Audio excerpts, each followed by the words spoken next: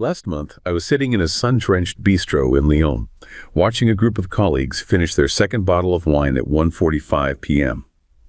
To any onlooker from London or New York, this scene looks like a productivity nightmare, a blatant disregard for the grind. But as I watched them, I noticed something peculiar. They weren't just idling, they were engaged in a high-stakes performance of the conversation. Every gesture was formal, every mesdames and monsieur perfectly placed. And the meal itself felt less like a break and more like a collective act of rebellion against the clock. Contrast that with a scene I witnessed just a week later at a glass tower in Canary Wharf. A manager was hunched over a lukewarm, prepackaged tuna wrap at his desk. He looked exhausted, yet when a teammate cracked a sharp, self-deprecating joke about their miserable existence, he let out a genuine, dry laugh. He seemed to find a strange, quiet satisfaction in the isolation of his workload, as if his desk and his fatigue were a private property he had rightfully earned. It made me wonder, why does one culture view a 2-hour lunch as a non-negotiable human right, while the other treats a quick sandwich at a desk as a badge of individual stoicism? Most people think it's just about laziness versus workaholism. But the truth is much stranger. It's not about the food or the hours. It's about a centuries-old philosophical rift. On one side of the channel, freedom is something you protect through what you own. On the other, freedom is something you snatch back from those in power. When you look closely at these two neighbors, you realize they aren't just speaking different languages. They're living out two entirely different definitions of what it means to be a free human being. That is such a powerful opening image. The tuna wrap versus the 2-hour lunch. It's almost a caricature, but it's so deeply true, isn't it? It felt true. It felt like I was seeing two different species in their natural habitats. Exactly. And, the mistake most people make is to stop there. They say, oh, the French are hedonists or the British are workaholics, and they miss the entire universe of history and philosophy that underpins those two simple acts. The civilizational operating systems, as we were calling it earlier. That's the perfect term for it, because what you described, it's not a lifestyle choice. It's the logical output of two profoundly different sets of code. The code that tells a person how to be free, how to be secure, and how to relate to the people around them. And the manager in Canary Wharf, his code tells him that security comes from individual effort, from his desk, his workload, that private property he's earned through exhaustion. Yes. His freedom is freedom from his boss bothering him, freedom from his colleagues needing something.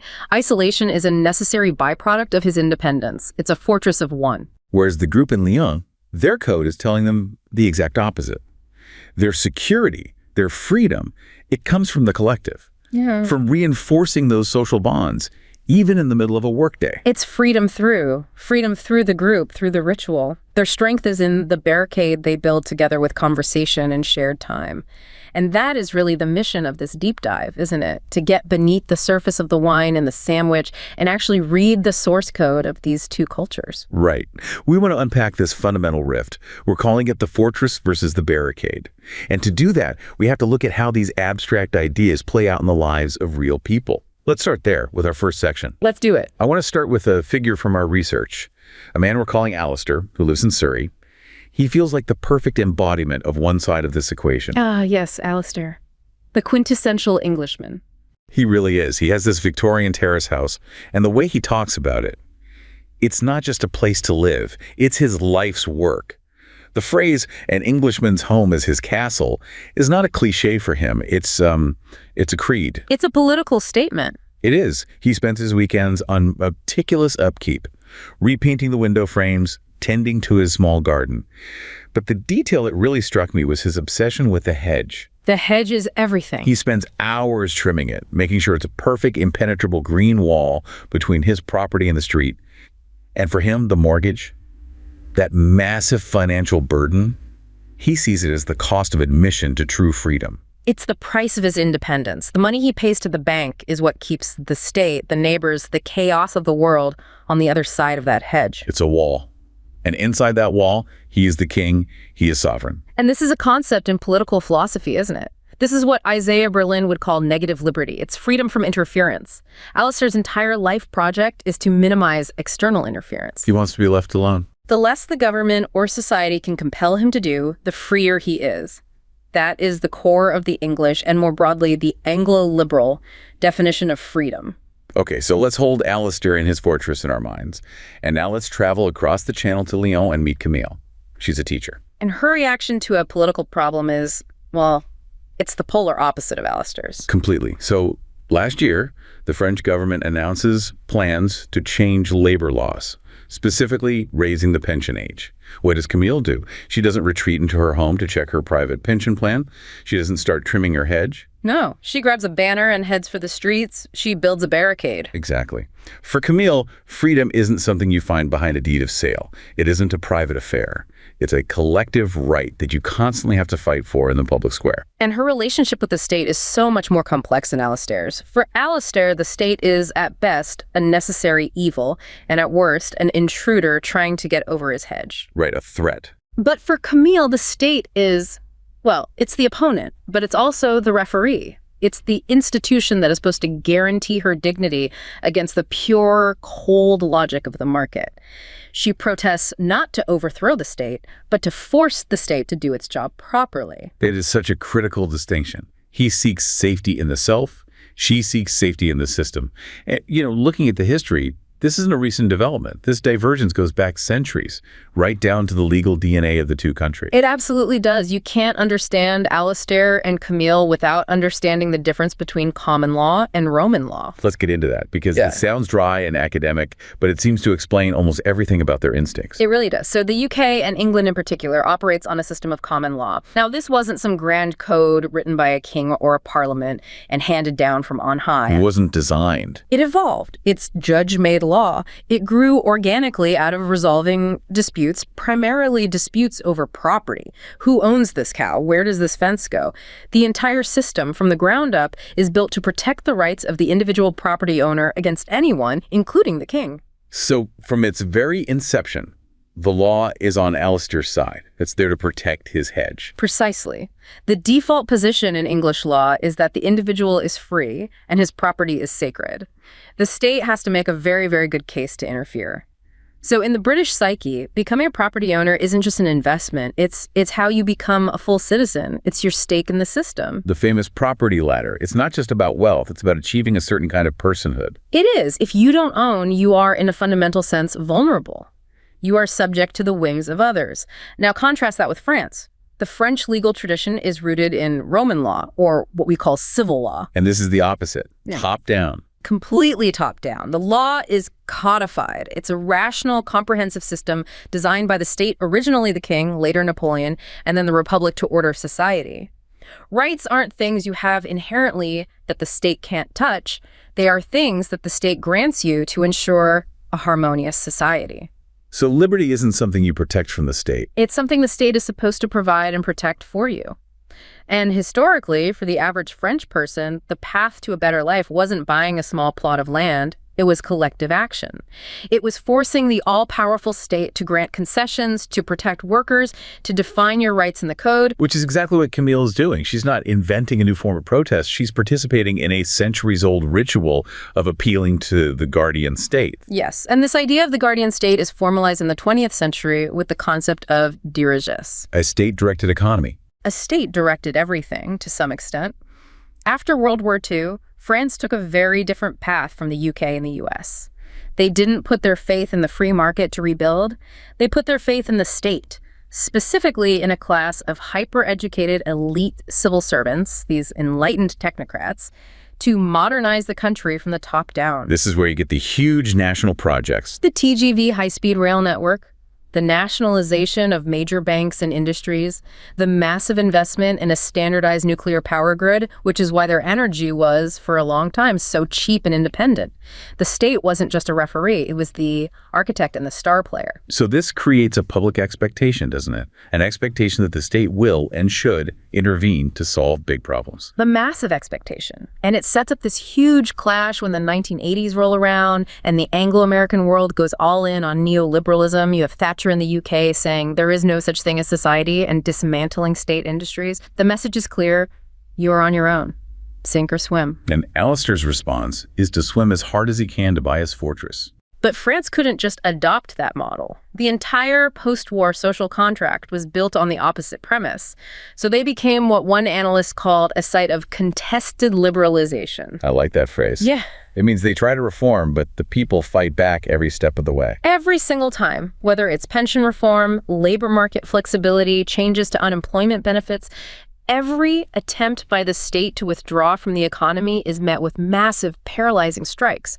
Because from Camille's perspective, the state is abandoning its most sacred duty to protect the citizen from the market. Whereas in the UK, the market is supposed to be the thing that sets you free. It's the ultimate paradox. And it leads to this very cynical but probably accurate concept from the research, the social anesthesia state. It sounds like the state is acting like a doctor, putting the country to sleep. In a way, yes. The theory goes that as France was forced to deindustrialize and open up its economy from the 1980s onwards, it couldn't compete with the hire and fire flexibility of the UK or US. But it also couldn't have mass unemployment without the whole country exploding. So it found a third way. It ramped up social spending to a level that is, frankly, astronomical. Higher than even the Scandinavian countries as a percentage of GDP. The spending on pensions, healthcare, unemployment benefits, family allowances acts as anesthesia. It numbs the pain of economic change. So you lose your factory job in Lille. And instead of telling you to retrain and move, as would happen in Sheffield, the French state gives you a generous early retirement package, world-class healthcare, and subsidies for your kids' education. It essentially pays to keep the peace, to demobilize the potential victims of globalization. It's the institutional version of Camille's Barricade. It's the state paying a sort of tribute to the people to prevent them from constantly being on the streets. It is a massive, nationwide compromise. Alistair pays his mortgage to be left alone. The French taxpayer funds the anesthesia so that society doesn't tear itself apart. And this fundamental difference in the social contract, it doesn't just stick in the realm of politics and economics, it bleeds into everything, into the texture of daily life. Absolutely. Yeah. Which is the perfect bridge to our second big area, the anxiety of isolation versus the burden of ritual. Because these grand philosophies, they have very real consequences for how people talk to each other, how they feel, how they combat loneliness. They define the very nature of the social glue that holds a country together, or fails to. Let's start with another story from the research. A guy named Mark in London. He is, for me, the perfect example of pragmatic individualism. I think we all work with a Mark, or several. Right. In his world, the office social interactions are stripped down to maximum efficiency. A quick nod in the corridor is a full conversation.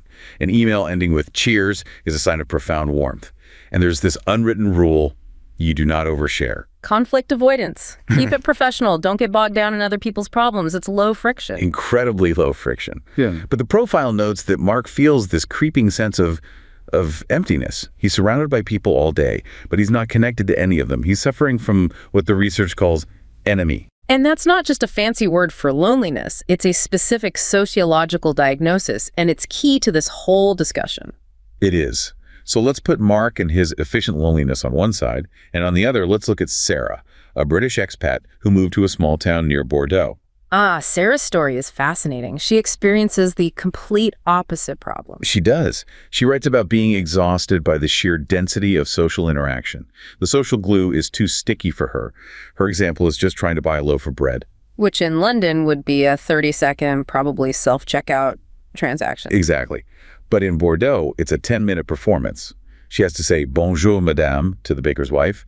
She has to make direct eye contact. She has to be ready to answer questions about her family, her health. And then she gets drawn into this epic 20-minute debate between the baker and another customer about the merits of a particular type of flour. And for her, coming from Mark's world, this feels like a colossal waste of time. It's a burden. It's pure inefficiency. But what I started to realize is that this French inefficiency is a powerful, if demanding, defense mechanism against the very anomie that is eating Mark alive. Let's bring in the sociologist Emile Durkheim here, because his work is essential to understanding this. He was writing over a century ago, but he basically diagnosed Mark's condition perfectly. He defined anomie. He did. And for Durkheim, anomie wasn't just a lack of rules or norms. It was the psychological suffering that comes from unrestrained desire. Unrestrained desire. That sounds more dramatic than Mark's sad desk lunch. But think about what it means. Durkheim's argument is that human appetites for money, for status, for success are inherently limitless.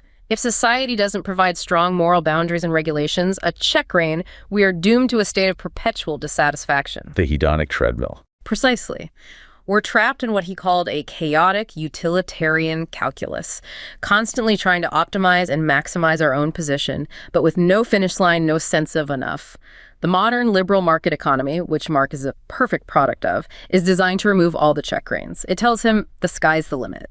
So he's constantly striving, but without any moral or social anchor to tell him when to stop or what it's all for. Yes. And Durkheim had another term for Mark's problem: egoism. This is the lack of integration, the feeling of not belonging to a group that is larger than yourself. Mark is suffering from both. He's atomized, that's egoism, and he's adrift in a sea of limitless striving, that's anomie. He is tragically, efficiently, free, and alone. Okay, so with Durkheim's framework in mind, let's go back to Sarah in the bakery.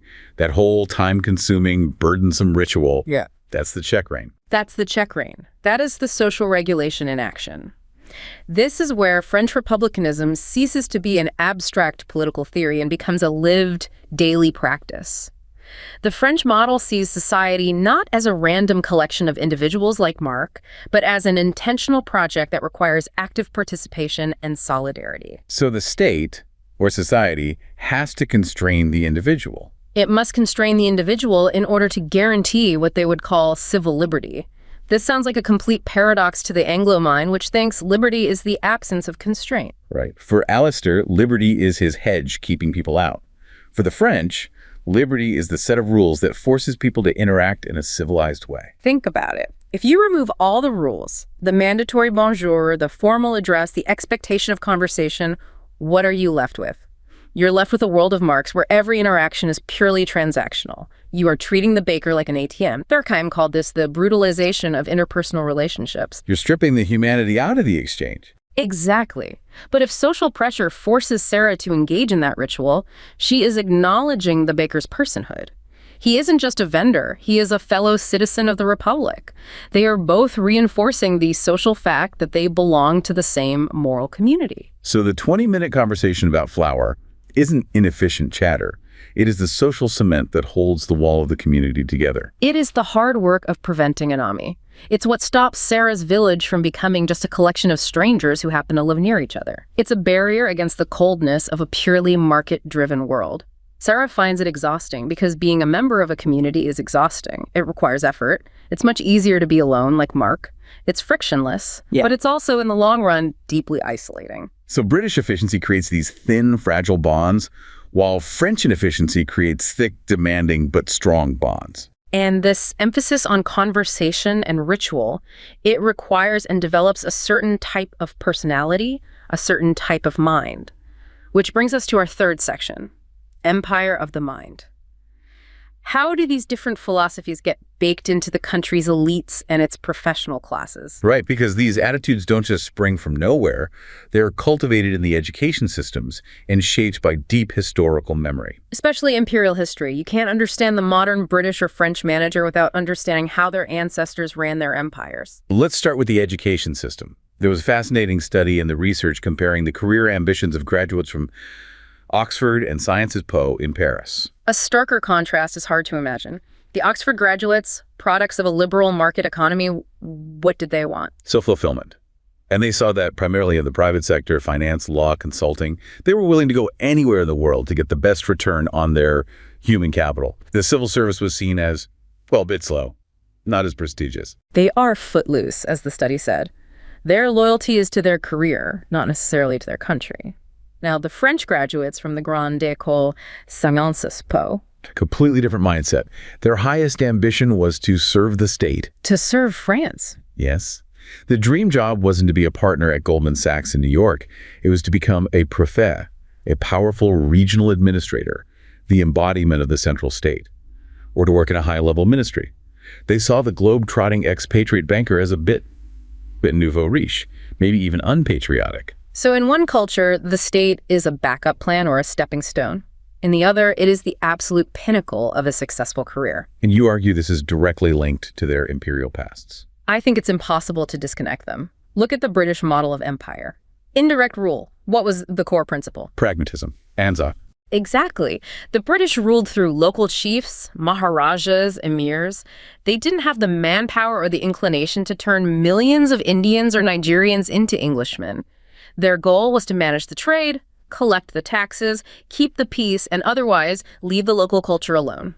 It's Alistair's hedge on a global scale. You stay in your cultural box, we'll stay in ours, and we'll just manage the economic relationship. It perfectly mirrors the modern British approach to multiculturalism and even to management. It's a live and let live pluralism. As long as the system functions, we don't need to all believe the same thing. Now contrast that with the French imperial project, the Mission Civilisatrice. Civilizing mission. The goal was the polar opposite of indirect rule. It was assimilation. The explicit goal was to turn subjects in Senegal or Vietnam into French citizens, to make them culturally French. This is where you get those incredible stories of school children in Hanoi being taught our ancestors, the Gauls. Because in the French Republican Universalist mindset, to be civilized is to be French. To be free is to adopt French culture, language, and secular values. It's an interventionist, centralizing, top-down project. And you see that in French management styles today. The expectation that everyone in the company should conform to a single, strong corporate culture. Very much so. A French manager is often more directive, more involved, more likely to expect a certain uniformity of thought and behavior. This all links back to a deep-seated fear in French political culture, the fear of factions. What do you mean by factions? The French Republic, in its philosophical origins with Rousseau, is deeply suspicious of any intermediate group that stands between the individual citizen and the general will of the state. So things like strong religious communities, ethnic associations, regional identities. They are all seen as potential threats to national unity. The ideal is a nation of individual citizens who all face the state directly without any competing loyalties. This is why debates over the Muslim headscarf, for example, are so explosive in France. It's seen as a factional symbol that challenges the secular universalist republic. Whereas the UK is far more comfortable with that kind of public, religious, or cultural expression. The UK is fundamentally a pluralist society.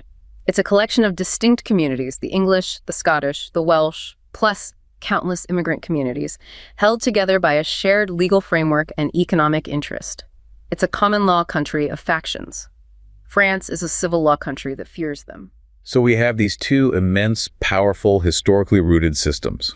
Alistair's Fortress Britain, built on property and pragmatism, and Camille's Barricade France, built on state power and universalist ideals. But the tragic thing is, as we look around today, neither system seems to be holding up particularly well. That's the core of the problem we're facing now. We are in an era of profound institutional decay, and both models are under incredible strain. Which brings us to our final section, the decay of the old order. And here I want to talk about two last figures who I think represent this slow-motion collision. The end of an era. It feels like it. Yeah. The first is James, a veteran manager in London. He's a man who played by the rules of Fortress Britain his whole life. He worked hard, he was a pragmatic individualist, he ate the sad lunch at his desk, he did everything right. And he feels cheated. Deeply. He looks at the world around him. The housing prices, the insecurity, the younger generation who seem to have a different attitude to work, and he feels the deal is broken. He sacrificed his time, his health, his social life to be a loyal soldier in the global market. But the rewards he was promised never fully materialized. He feels poorer and more isolated than his parents' generation. He is the perfect exhausted cog in a machine that is starting to seize up. Now let's contrast him with Ludi, who owns a small boutique in Paris. She is facing the same pressures as James, the rise of online giants like Amazon, soaring commercial rents, a changing economy. The same global forces are battering them both. Yes, but her reaction is completely different. Despite all the pressure, she refuses to give up her 2-hour lunch break. She closes the shop, puts a sign on the door, and goes to the bistro. To James, Elodie would look like she's in denial. He'd see her as lazy, unrealistic, a relic of a bygone era. But you see it differently. I see her as sophisticatedly resistant. James has sacrificed his humanity to a market that is indifferent to him.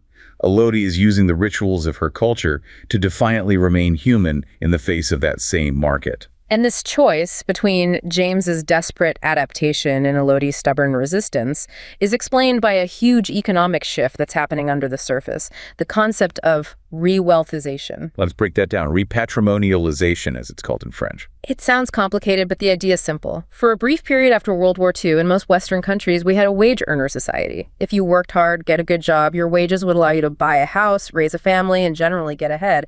That was the middle class deal. The deal James believed in. Exactly. But that era is ending. We are shifting back to a wealth-based society, which is what most of human history looked like. A society where your starting position, the wealth you inherit, the assets you own, is far more important than the salary you earn. Thomas Piketty's work on capital in the 21st century. Precisely. James is grinding away, working 50-hour weeks, but he can't out-earn the rise in house prices, which are driven by accumulated wealth, not by wages. He is on a treadmill that has been unplugged from the wall. The social mobility ladder is broken. And Elodie, what about her? Elodie perhaps intuitively understands this. She knows that in this new Gilded Age, grinding is a sucker's game. If the path to upward mobility through work is blocked, then trying to earn a little bit of extra money by sacrificing your lunch break is an irrational trade. So the only rational victory left is to preserve your quality of life. It's the only win available. If you can't get richer, you can at least refuse to become more miserable. So Elodie's 2-hour lunch isn't an act of economic denial. It's an act of profound economic realism. The so-called quiet quitting phenomenon isn't about laziness. It's about people realizing the deal is broken. Wow. That completely reframes the debate. James's strategy, the British strategy of stripping away all non-productive time, of being hyper-efficient, is a desperate attempt to survive in a system that no longer works. And the French strategy, the strikes, the rigid schedules, Elodie's lunch, is a collective attempt to resist that system's decay. It's a refusal to let the market dictate the entire rhythm and quality of human life. And if you look at metrics like life satisfaction or happiness, Elodie's strategy seems to be more effective, doesn't it? The data generally supports that. Europeans, particularly the French, who work fewer hours and protect their leisure time, report higher levels of happiness. There's a point of diminishing returns on income, especially when high taxes, the price of the social anesthesia, mean that an extra hour of work yields very little extra cash. So James is living to work, haunted by the fear of falling behind.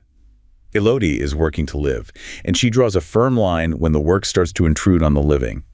And that dry laugh from the manager in Canary Wharf at the start. That's the sound of the British coping mechanism. A deep, weary cynicism. He knows the tuna wrap is a bad deal. He knows he's being exploited. But the individualist, fortress-based culture offers him no tools to fight back other than a bitter joke. So where does that leave us? This deep dive has taken us from law and philosophy right down to lunch choices. It leaves us watching this slow-motion collision.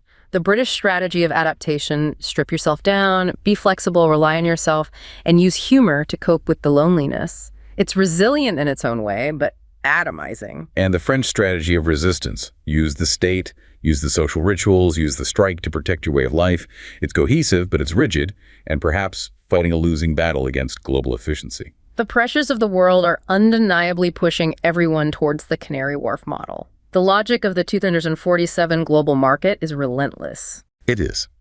But the more relentless that pressure becomes, the more the Lyon model, Elodie's refusal to be rushed, Camille's refusal to accept the market's terms, starts to look less like a quaint relic, and more like a necessary, defiant, and deeply human act of rebellion. A rebellion against becoming just another data point in a global spreadsheet.